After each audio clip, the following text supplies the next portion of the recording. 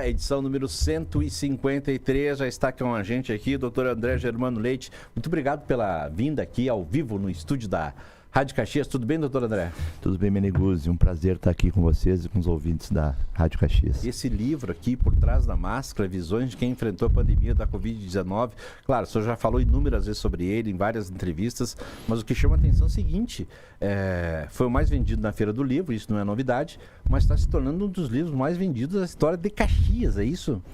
Essa semana passado, retrasada, não lembro agora, a gente recebeu essa notícia. O livro foi mais vendido na Feira do Livro por 2 anos consecutivos, que para nós é uma surpresa, e também recebemos a notícia que teria sido o segundo livro mais vendido na história de Caxias do Sul.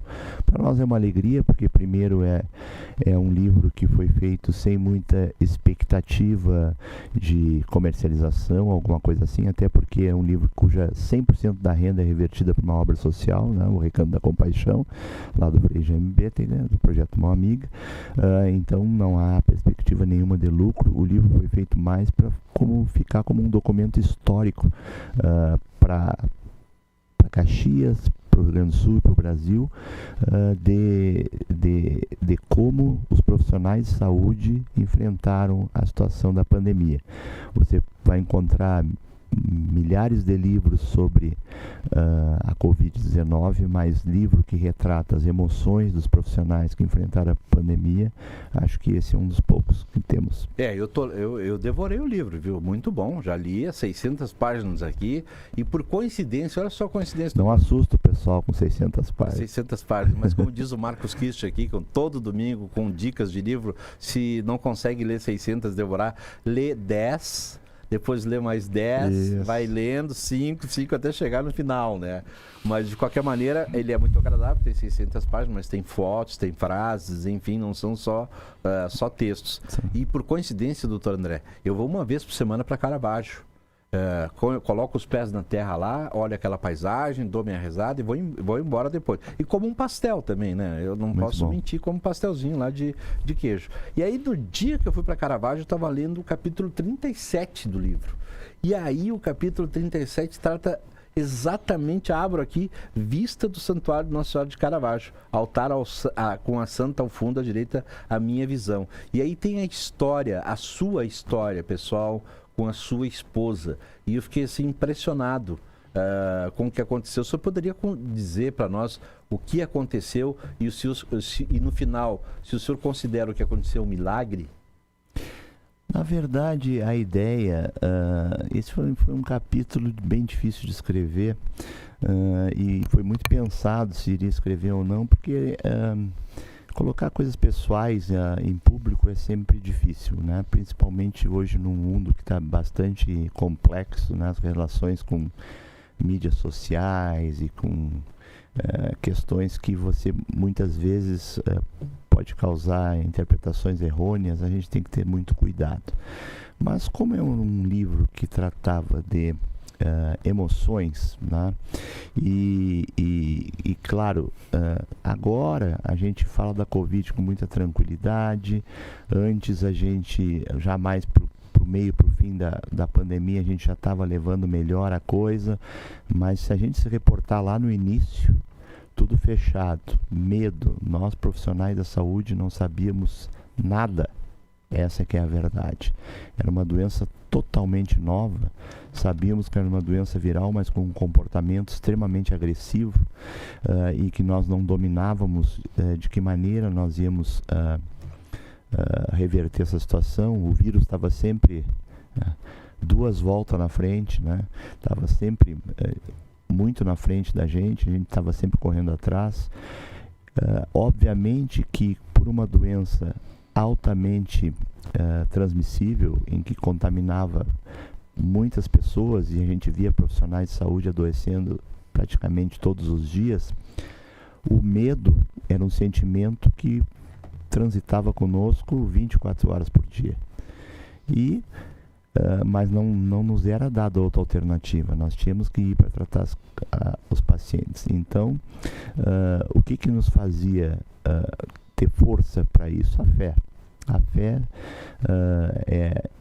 A acho que era o grande mola mestre para a gente poder sair de casa, mesmo com medo de pegar doença, mesmo com medo de trazer a doença para dentro de casa, para os nossos familiares, mas todos os profissionais de saúde saíam de casa para cumprir o seu papel. E aí a fé precisava ser retratada no livro. E aí eu resolvi, depois de pensar muito, retratar uma história de fé que aconteceu comigo, né?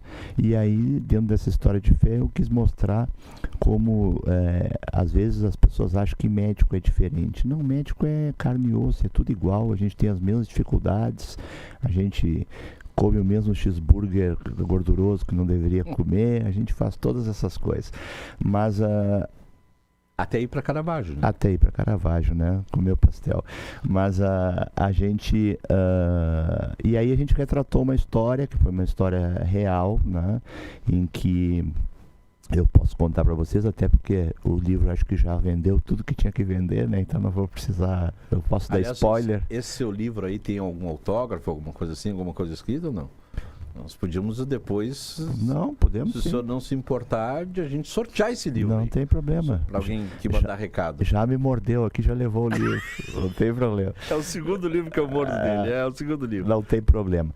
Mas assim, o que eu queria dizer? E aí a história é essa. A história é que eu passei durante vários anos, a gente chama de aplicando, né? Aplicando é se candidatando para uma vaga de Fellow Research, que é uma vaga de Fellow, ou seja, de pós-graduação, no maior serviço de cirurgia de tórax do mundo, que fica em Toronto, no Canadá. E depois de 4 anos eu consegui uma vaga. Isso em que ano, doutor? 2004. 2004, 2005, né? Por aí. Eu não, agora, datas eu sou terrível. Bom, e aí inadvertidamente, né, eu e minha esposa engravidamos, né, da minha filha Marina, né? O nome Marina vem do mar porque eu e minha esposa somos de Rio Grande, né, uma cidade que tem cercada por água por todos os lados, e então é uma homenagem lá à minha terra natal, mas eu já ganhei o Gringo Card, eu estou aqui por mais de 30 anos, então tá tudo certo. Gringo Card. Tenho dois filhos caxienses, né? Amo essa terra aqui, adoro, uma terra que muito me recebeu, só tenho gratidão por ela. E aí, como engravidamos, eu falei com um serviço lá de Toronto e o chefe de serviço me facultou, então, que eu fosse 30 dias depois que nascesse minha filha. E aí, uma cesariana, foi tudo bem, foi tudo tranquilo. E lá, uma semana depois, mais ou menos, né? Era um sábado, eu embarcava para Toronto no domingo, nós estávamos dormindo, eu acordei da noite com barulho, a minha esposa estava convulsionando, teve um AVC hemorrágico.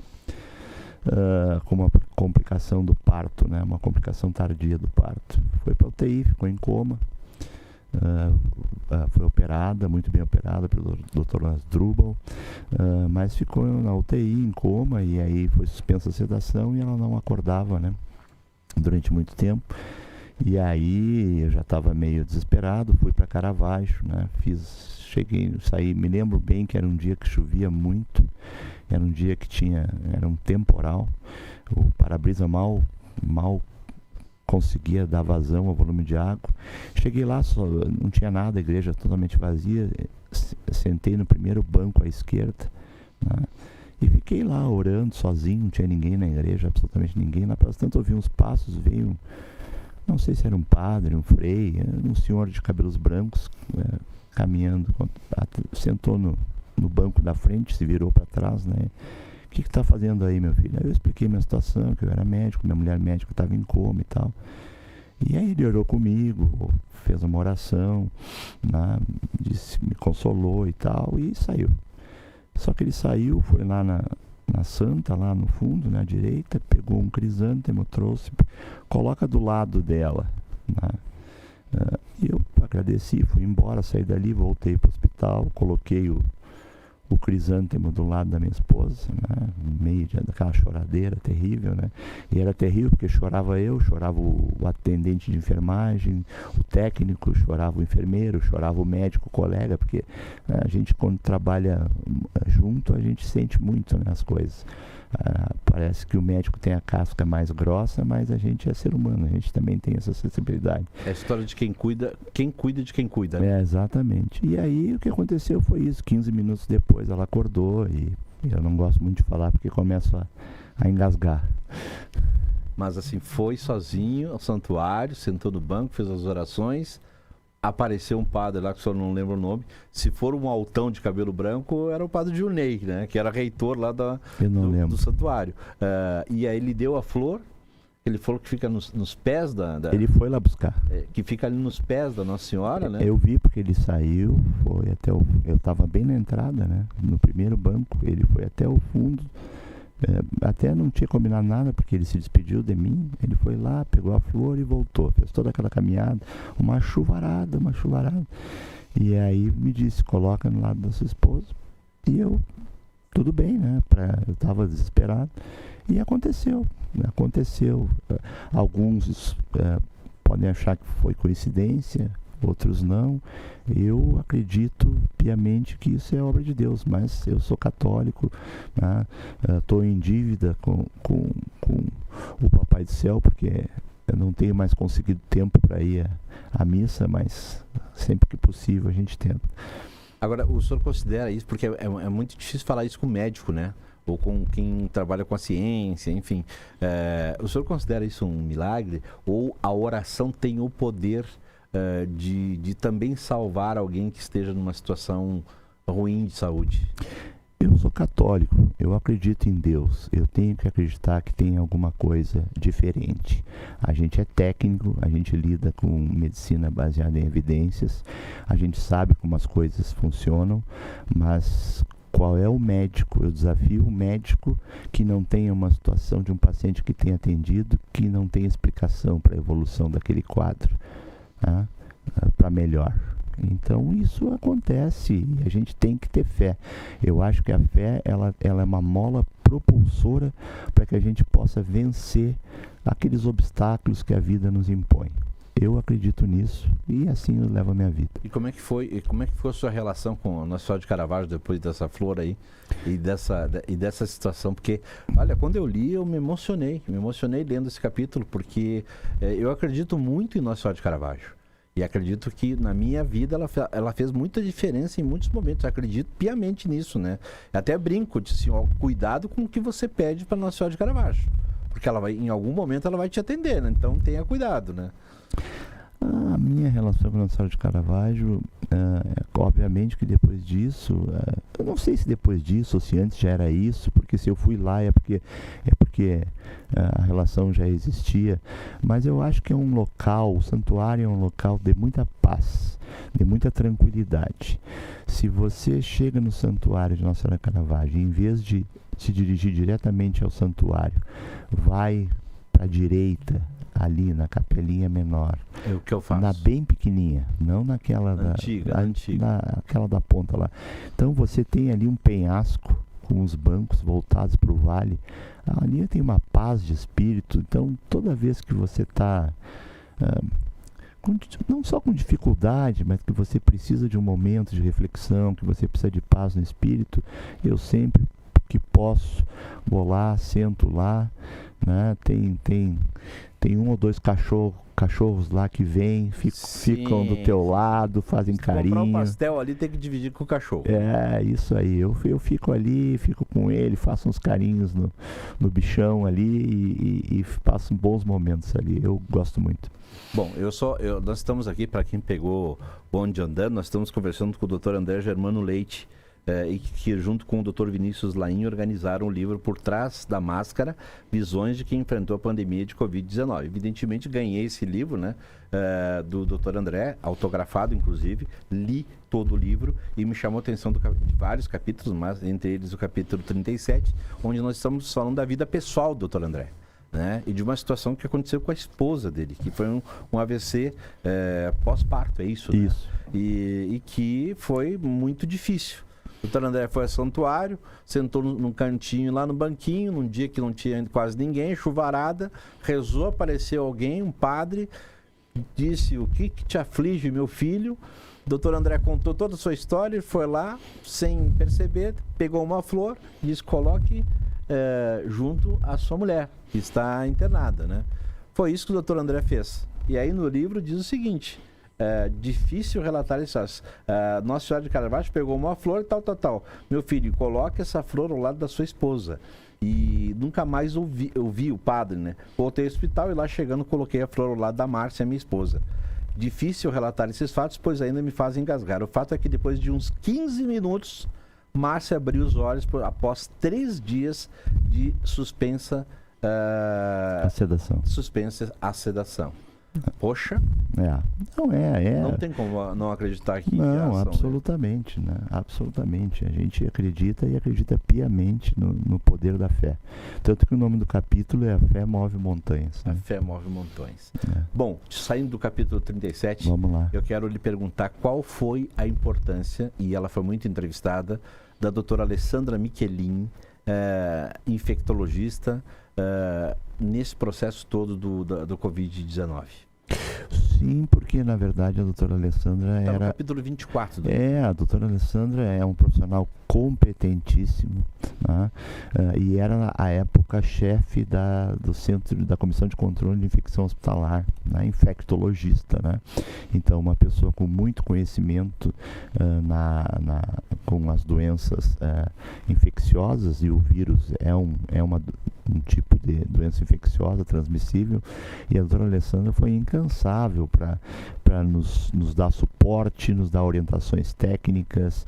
Depois veio a vacina, as orientações. Então a doutora Alessandra teve um papel fantástico, foi protagonista aqui na nossa cidade com relação ao enfrentamento da pandemia. E como é que vocês enfrentaram, doutor André, você, o senhor, a sua equipe, a equipe da época, a morte de colegas seus? Porque alguns dos seus colegas médicos ou outros profissionais acabaram morrendo vítimas daquilo que vocês estavam lutando, né, para fazer com que as coisas andassem e as pessoas sobrevivessem naquele caos que era, né, com um hospital de campanha, uma série de coisas, sem saber exatamente o que era esse vírus, mas alguns profissionais morreram, né, e que se dedicaram muito, inclusive, pela Unimed na história, né. É muito triste, né, perder qualquer pessoa, né? Às vezes as pessoas acham que o médico não se importa. O médico se importa muito. Eu lembro de relatos, de situações de colegas colegas de UTI, o sofrimento que era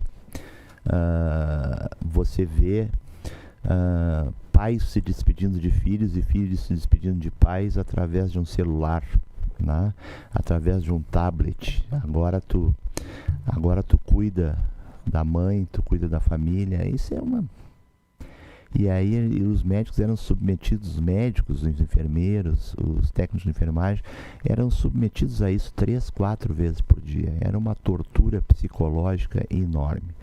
A perda nossa de um paciente, ela é sempre muito dolorida, porque a gente acaba criando uma relação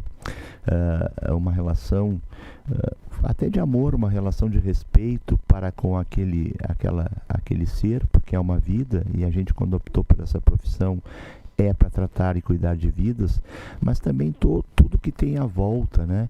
Aquela pessoa que está ali é o amor de alguém, é um pai de família, tem esposa, tem filhos, ou vice-versa. Então são situações muito difíceis, e quando você começa a ter essas situações repetidas vezes num período muito curto de tempo, realmente foi muito difícil.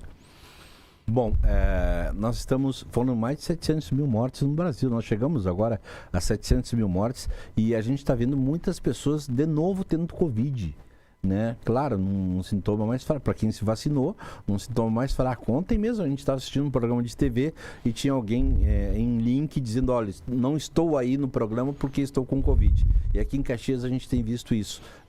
É preocupante isso, essa volta do Covid, doutor? Ou é algo já previsível?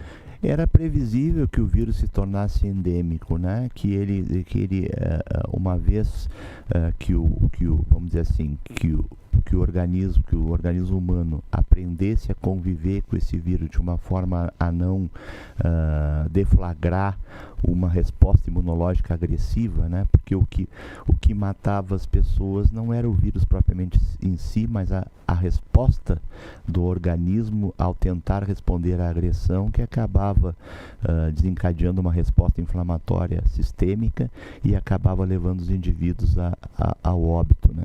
Então é normal que os vírus eles acabem se tornando endêmicos, ou seja, que haja um convívio, vamos dizer assim, um pouco mais pacífico, né? Isso aconteceu com influenza, né, com H1N1, isso aconteceu com várias epidemias durante a história da humanidade. Então hoje a gente convive com o vírus, não quer dizer que excepcionalmente o Covid não venha a causar óbito de uma ou outra pessoa, principalmente se essa pessoa tem algumas comorbidades, né? Vou dar um exemplo para vocês. O vírus da gripe, né? Ele mata, puxa vida, ele mata 10, 12, 15 pessoas por ano em Caxias do Sul. Tá? O vírus da gripe. O vírus da gripe. O que não querem fazer vacina da gripe. O que é absolutamente compreensível, porque uma virose mais forte numa pessoa mais debilitada, ela pode desencadear uma série de eventos, uma pneumonia secundária, uma contaminação por uma bactéria, um quadro de falência de órgãos. Então isso são coisas que acontecem, né? E de vez em quando a gente vê, graças a Deus, muito raramente, até pessoas jovens fazendo quadros virais extremamente agressivos por vírus da gripe, por exemplo, e que podem eventualmente, embora raro, pode evoluir a óbito, sim. Tá bom. Doutor André, eu quero lhe agradecer. Tem um ouvinte aqui que mandou pelo 3289-3093 o recado. E eu também vou com a minha esposa uma vez por semana para Caravaggio. Ele disse que só agradece. E a mulher dele não deixa de comer um pastel. E ele perguntou quem come pastel, e o médico ou o apresentador? O apresentador come. Os dois comem. Um pastel de queijo. Dois comem, dois comem. Os dois. E tem gente pedindo onde é que encontra o livro da Unimed? Esse livro Por Trás da Máscara, onde é que, se quiser comprar, onde é que encontra? Nós só temos, eu acho que temos ainda exemplares ainda no Arco da Velha. No Arco da Velha. Uma livraria. Livraria Café, aqui no centro da cidade. Na frente do Colégio São José. Na frente do Colégio São José. Então ali ainda tem... E pela internet. Pela internet também. Internet, acho que no site do Arco da Velha você pode comprar e recebe em casa, lembrando que todo o valor arrecadado vai para a obra social. Então esse livro que eu surrupiei do senhor aí, posso sortear então? Pode sortear. Então nem vamos fazer o sorteio, Margot. A Elci Rodrigues Ferreira, ela diz, por gentileza, onde encontrar o livro? Como a Elci mandou, aqui é a nossa ouvinte, e ela mandou dizendo que tem o telefone fixo em casa, mandou a foto do telefone fixo em casa, também, que a gente estava brincando aqui, nós vamos dar o livro para a Elci. Elci Ferreira ganhou o livro da Unimed aqui, que a gente surrupiou do Dr. André. Com autógrafo. Com autógrafo. Com dedicatório. Elci Rodrigues Ferreira. Pode pegar durante a semana aqui no 21º andar do Edifício Estrela. Doutor André, muito obrigado por abrir o seu coração aqui e falar um pouquinho da sua vida pessoal, também do livro, do capítulo 37, falar de Nossa Senhora de Caravaggio, no qual nós somos devotos, e saber que a sua família está bem hoje. Sua mulher está bem, recuperada. Eu sempre brinco que a única sequela que ela ficou é que ela ficou um pouquinho mais chata do que era antes. Mas a maioria dos meus amigos que é casada há tanto tempo quanto eu diz que isso não é isso é uma história, evolução natural de outra doença, que é aquela doença de botar o anel no quarto dedo da mão esquerda. Então, mas está tudo certo. Ela também diz a mesma coisa de mim, então está tudo certo. Eu ia dizer isso, ela pode ter se recuperado e ter observado, poxa, o doutor André ficou pior, né? Ficou pior. Acho que Nossa Senhora de Caravaggio abençoe a chatice dos dois. Isso aí. Sejam mesmo chatos. Obrigado, doutor André. Obrigado, um grande abraço aos ouvintes da Rádio Caxias e tamo junto, como diz os mais jovens. Aliás, no final do livro de 600 páginas, você pode ler 5 por dia, não precisa ler as 600 num dia, tem a música do Almir Sater tocando em frente. Por que escolhi essa música, doutor? Porque ela remete a que a vida continua, né? Apesar de todas as dificuldades, né? A gente tem que tocar em frente. E é isso que a gente fez, é isso que a gente faz, é isso que a gente faz na vida como médico. Hoje eu estou presidente da Unimed, mas a gente tem que tocar a vida, procurar fazer sempre o melhor para nossa comunidade, para o nosso próximo. Então, tocando em frente. A Maria Albertina manda um recado aqui. Ela diz que ela é de Pelotas e tem muitos amigos rio-grandinos. Amo o cassino. E mandou uma foto de um telefone aqui. O que você achou do meu telefone? Sabe aquele telefone de Skype? Sim. O senhor teve aquele, doutor? Sim, tive. Eu sou rio-grandino, né? Sabe?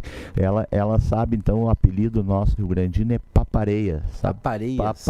Papareia. Porque o cassino é a maior praia do mundo em extensão. A gente consegue levar os carros para a praia.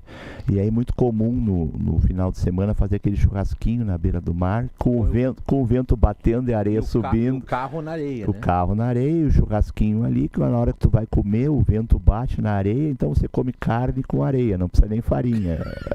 Então o apelido nosso lá é Papareia.